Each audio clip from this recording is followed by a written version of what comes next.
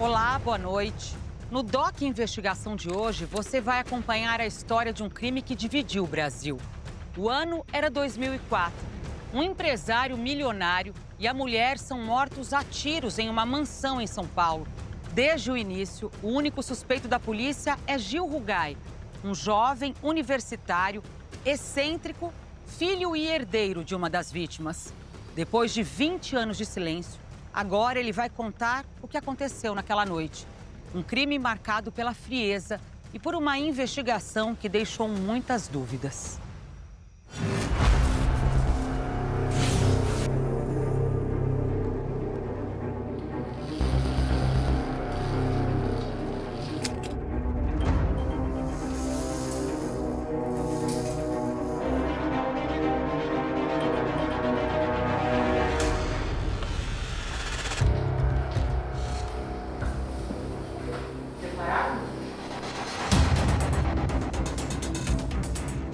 Uma investigação polêmica.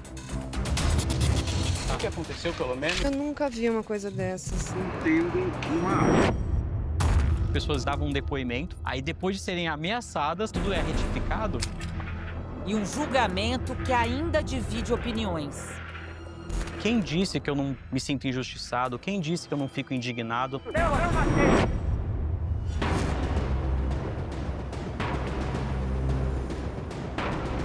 Mais de 20 anos depois do assassinato do empresário Luiz Carlos Rugai e da mulher dele, Alessandra Troitino, o único investigado pelo duplo homicídio fala pela primeira vez.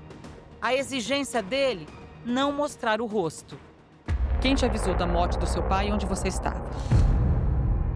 Você se lembra quando você passou de ser filho para suspeito? Por que você acha que todo mundo tinha o Gil Rugai como o único assassino? A quem interessava? Gil Greco Rugai tem 42 anos. Expectativa qualquer? Ser absolvido. Condenado em 2013 a 33 anos de prisão, ele passou mais de uma década atrás das grades. Você passou a sua juventude inteira na cadeia. Como que é isso para você? No mínimo traumático. A prisão não é feita para humanizar ninguém. Pelo contrário, é para desumanizar. Em regime aberto desde agosto de 2024, Gil aceitou contar o que aconteceu na noite do crime. Foram mais de 2 anos de negociação até ele decidir dar a entrevista. Por que você não quer ser identificado, mesmo sendo uma figura tão conhecida? Estou reconstruindo a vida. Você sai hoje, as pessoas te reconhecem, como que é? Nunca fui hostilizado, mas aí sabe quando as pessoas olham de forma diferente pra tu? Quando eu falo Rugai, pronto, as pessoas param, acham que eu conheço a pessoa. Você quer ser esquecido, de certa forma? Nossa, pior que eu quero. Com fala clara e tom educado, Gil usa óculos e tornozeleira eletrônica.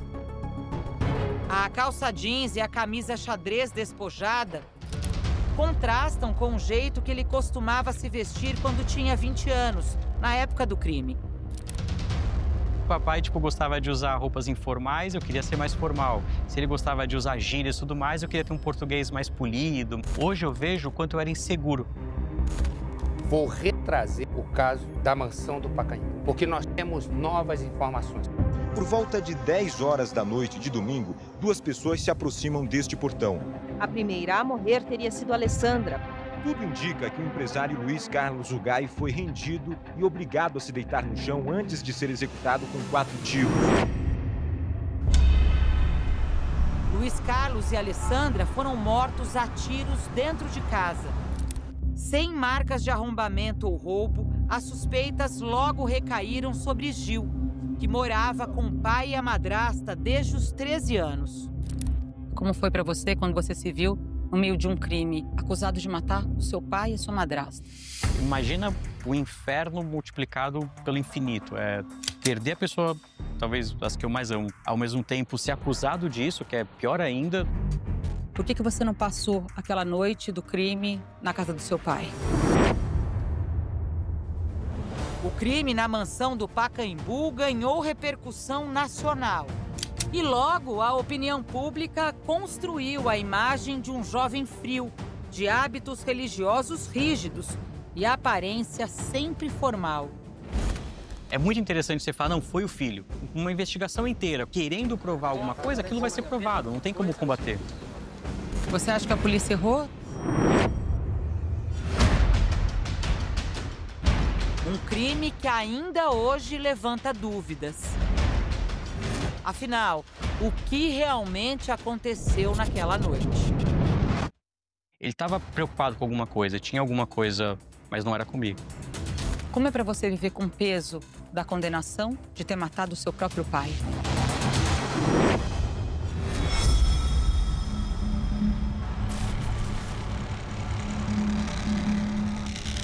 Era a noite de um domingo quente e chuvoso no Pacaembu, bairro rico de São Paulo. Meu nome é Renato Lombardi, eu sou jornalista, trabalhava no Estadão e aí eu recebo uma informação a respeito de um casal que tinha sido encontrado morto numa casa, no sobrado. A primeira impressão que a polícia teve era de que tinha acontecido ali um assalto seguido de morte. De acordo com a dinâmica contada pelos vizinhos, houve em um determinado momento uma sequência de disparos. Pá, pá, pá, pá, pá. Eles nem sabiam se era arma de fogo. A gente estava falando do Pacaembu, um bairro nobre de São Paulo. As pessoas ali não estão acostumadas a ouvir tiro. Quando eu cheguei lá, a rua estava interditada, tinha muitos carros de polícia, muitos policiais, as equipes da divisão de homicídios. E aí eles estavam analisando por quê? Porque os corpos estavam dentro da casa. As vítimas morreram no local. Era um casal, o Luiz Carlos e a Alessandra Troitino. O corpo do empresário estava de bruço e com as mãos acima da cabeça. A polícia acredita que dificilmente ele cairia nessa posição caso fosse atingido de pé. Já a Alessandra provavelmente tentou se proteger ao receber o primeiro tiro no antebraço. Outro tiro foi disparado a queima-roupa nas costas, posição em que o corpo foi encontrado.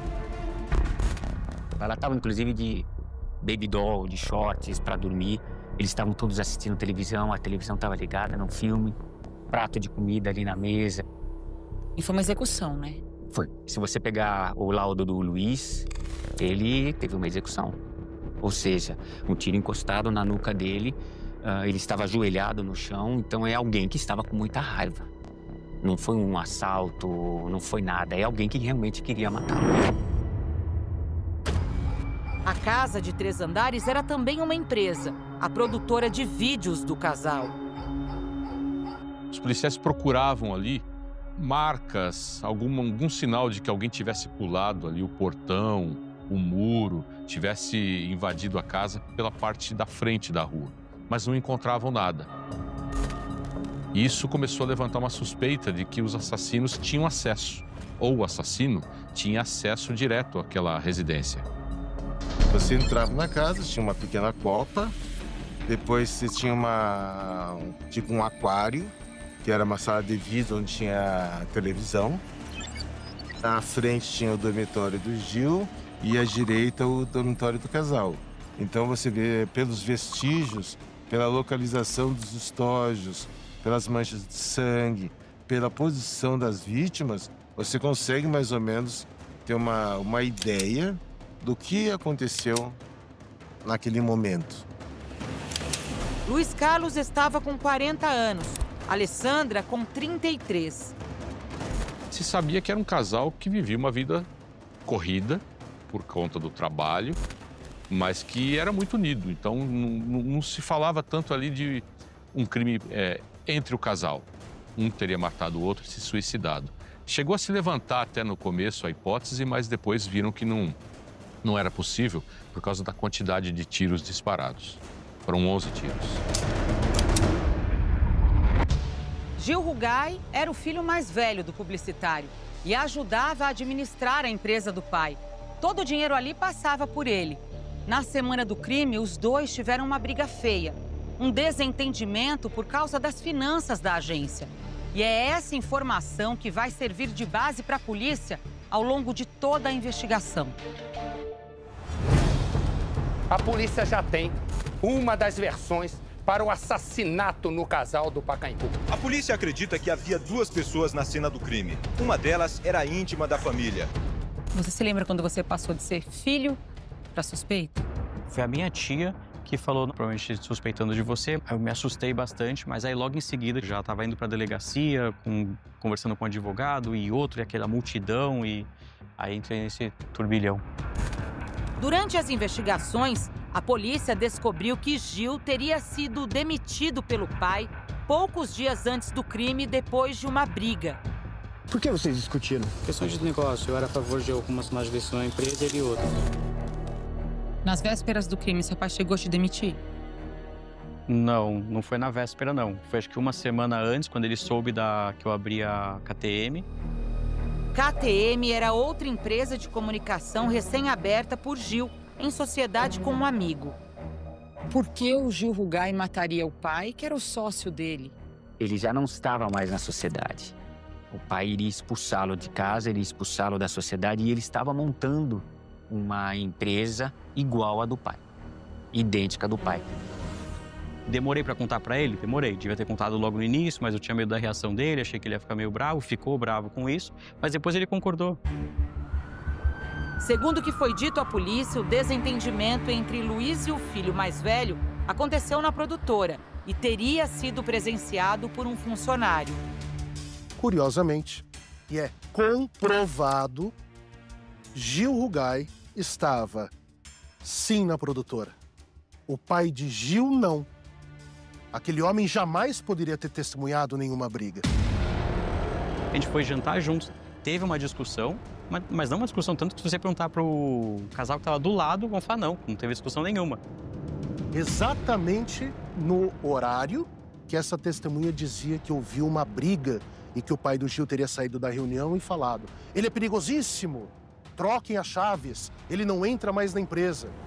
Eles chegaram a te expulsar de casa ou pedir a chave da casa para você? Não, ele ia mudar a chave da casa, mas não por minha causa. Ele queria mudar da empresa, ele queria colocar câmeras na casa, queria fazer várias coisas. Ele comprou um carro blindado e foi alguns meses antes. Ele estava preocupado com alguma coisa, tinha alguma coisa, mas não era comigo. Começou a se ouvir pessoas que trabalhavam na produtora, mas num certo momento uma das testemunhas revelou para o delegado que ele tinha possivelmente desviado o dinheiro da produtora. Esse desvio era para comprar equipamentos para a nova empresa dele. Com que dinheiro você abriu a sua empresa? Com meu salário. Tinha um salário razoavelmente bom. Você foi juntando? A empresa que eu abri era um escritório com 2 computadores, sendo que um deles era usado e o outro era o meu computador. Eles saíram para jantar, ele e o pai. Ele pediu desculpas, né, pelo que foi provado dentro do processo, mas o pai disse que não desculparia e que o pai iria no dia seguinte com uma delegacia fazer a queixa do furto que ele vinha fazendo na empresa, do desvio que ele vinha fazendo. E você acha que aí ele ficou com medo? O que você acha? Eu acho que ele ficou com receio, ficou com medo e ali eu acho que disparou o gatilho para que ele tomasse a atitude que ele tomou. De acordo com a acusação, Gil Rugai falsificou a assinatura do pai em 5 cheques, resultando em um desvio de R$100 mil da produtora. A madrasta, a Alessandra, a vítima, já tinha ido no banco e tirado todos os poderes dele. A gente pegou o histórico de cheques, tinham pelo menos uns 20 ou 30 cheques que eu que tinha assinado. A maior parte era o próprio salário do papai. Eu falsificava o salário dele, falsificava a locação de equipamento, assinava por ele para fazer... Não era falsificar, porque ele sabia, ele falava, assina aí, pronto. O contador da empresa foi ouvido no júri. Ele falou que a empresa não tinha desfalque nenhum. Eu acho inacreditável que o Estado possa acusar alguém de um crime tão bárbaro, o assassinato de 2 pessoas, afirmando que o motivo disso seria um desfalque na empresa. Não tem uma auditoria para falar se teve ou não teve desfalque. Saber se uma empresa foi ou não foi desfalcada é papel. Em algum momento, seu pai ameaçou te denunciar para a polícia? Mas denunciar do quê? Não tem como ele me denunciar, entendeu? Nunca teve desvio. Qual era a relação dos dois, madrasta e Gil Rugai? Casual. Eles tinham uma relação, não era boa e não era ruim. Era uma relação normal, mas ele nunca gostou muito dela. E ela também não gostava muito dele por ele ser justamente uma pessoa diferente, uma pessoa esquisita. Depois que ela descobriu o desvio do dinheiro, contou para o Luiz expulsou ele de casa. Né? A partir daí, a relação azedou. Tinha um respeito muito grande um pelo outro, tinha um afeto, um carinho, mas não éramos tipo, nossa, os interesses dela eram muito diferentes dos meus. Mas a gente tinha uma convivência muito boa, tipo, nunca teve tipo briga, discussão, essas coisas, não era comum. Na noite do crime, a mansão do Pacaembu já estava tomada por policiais quando Gil Rugai chegou ao local, acompanhado pela mãe, Maristela Greco. Eu estava dormindo na casa da minha mãe, o Aguinaldo me ligou e falou, Gil, vem pra cá agora. Eu falei, mas o que aconteceu? Isso era de madrugada. E ele falou, não, seu pai morreu. Aguinaldo era um funcionário de confiança da produtora. Tem 2 corpos lá, uma mulher de 30 anos. É loira. Loira. Ai, gente do céu. Tudo bem, mas o meu pai. Em momento algum eu vi naquela expressão uma demonstração de sentimento. De dizer, perdi meu pai. Você sempre se disse inocente. Você não acha que seria natural você ter reagido de uma maneira um pouco mais calorosa, diria? Eu não parei para pensar como eu vou agir. Eu perdi meu pai, vou agir porque o público quer. Não, só para reagir como é a jeito que eu saberia. Se acontece alguma coisa ruim na minha vida, eu me fecho. É o meu jeito. Sua família ficou sempre inteira do seu lado? Sempre. No quarto dele, foram apreendidos estojos de munição de pistola calibre 380, a mesma utilizada no duplo assassinato, além de um coldre para arma semiautomática e, o que é pior, um certificado de um curso de tiro feito por ele recentemente. Você fez curso de tiro? Com 18 anos, tinha um amigo do meu pároco, ele era coronel da polícia, coisa assim, e ele dava curso de tiro. Fiz o curso, durou 2 aulas, foram 2 aulas bem básicas, não gostei, falei, não é pra mim. E nunca mais. Foi apreendido algema, foi apreendido um monte de utensílios dentro do quarto do Gil Rugai também, que demonstra uma tendência à violência. Bastão com arame farpado.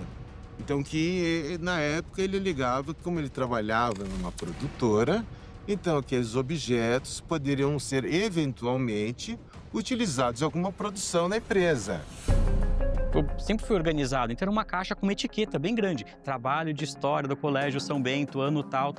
Tudo guardadinho nessa caixa. É muito cômodo você tirar dessa caixa e aí você espalhar e falar, olha o que a gente achou. E tinha uma perfuração na tampa do baú, foi produzido por um projétil. Ele transfixou a tampa desse baú e atingiu a parede. Essa é a 5ª perícia aqui na mansão dos Rugai. Dessa vez foi solicitada pelo Instituto de Criminalística para fazer um laudo complementar da tampa do baú atingida por um disparo. Por que isso aqui é tão importante e serviu como prova na investigação? O exame foi importante porque eu consegui estabelecer que também o vestígio que existia na tampa do baú, esse projétil era proveniente de um disparo de arma de fogo, um projétil que transfixou essa tampa e acabou se chocando contra a parede. Esse tiro foi dado antes. O que a perícia acredita? Tudo indica que ali foi um teste, tá? Esse disparo. Para ver realmente como é que era disparar uma arma de fogo, que tipo de dano ela faria, se transfixaria. A perícia encontrou um estojo vazio no quarto dele. Então você vai me perguntar, poxa, mas o indivíduo, ele faz um disparo, deixa ali o estojo, acha o projétil, tá ali, os vestígios estão ali na tampa, na parede. Isso me causa estranheza. Exato. Mas o que é? A pessoa está muito segura do que ela está fazendo. Esse estojo foi ejetado, ali no momento pode ter se perdido, porque tinha muita coisa no quarto dele. Provavelmente ele foi procurar, não encontrou e deixou de lado. As pessoas nunca têm noção completa do que é um trabalho policial e pericial. Você deu esse tiro? Não. Por que a polícia achou, então, um cartucho de uma bala dentro do seu quarto? O meu quarto, a porta dele é ao lado da porta da sala de TV. Então, qualquer cápsula que estava ali, estava na frente, do lado, qualquer pessoa que vai andar ali vai acabar chutando, vai caindo em um lugar ou no outro. Você não deu esse tiro? Nunca dei esse tiro.